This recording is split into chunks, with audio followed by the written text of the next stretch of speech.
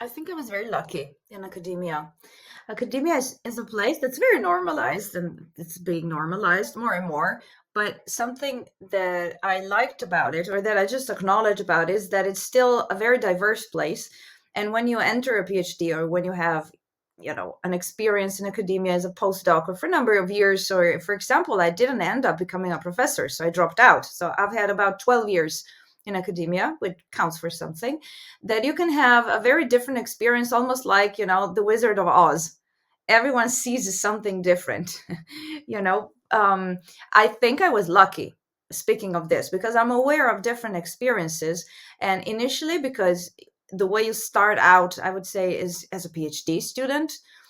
What makes a whole difference day and night is your supervisor. If he or she is actually committed to mentoring you, to letting you develop into a mature researcher, scientist, academician, or not. Because unfortunately, it's not always the case. And that's why I'm saying I was very lucky, with pros and cons. But bottom line, I was lucky. And I had, the luck to be mentored by someone who had been mentored in turn by someone who is now retired. So we're talking a little bit about old school academia in Italy.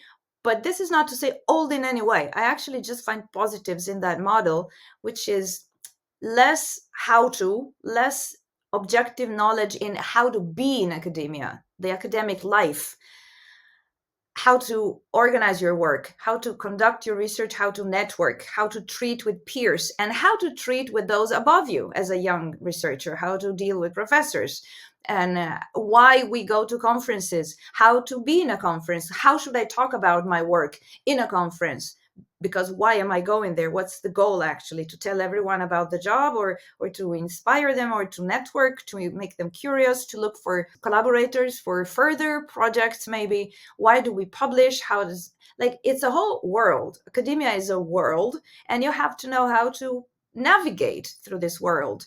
And I find, unfortunately, then more and more nowadays, but even back then, I said the less lucky people, I say, it's all very impersonal and very technical. So about why do we publish? How should you write a paper? How do you pitch a paper to an editor, etc.? There is a seminar. How to do this.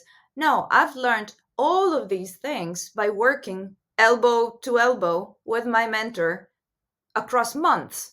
So this is a knowledge that you absorb, that you see him do it, and this is how you learn.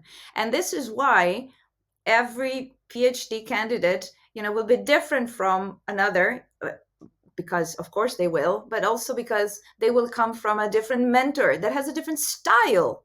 So there is space for personalities in science and research. Though there are the professors that want to keep more everything under their control, there will be the professors that are, even in their older age, closer to retirement, really eager to listen to whatever ideas the PhD students may come up with, fresh ideas.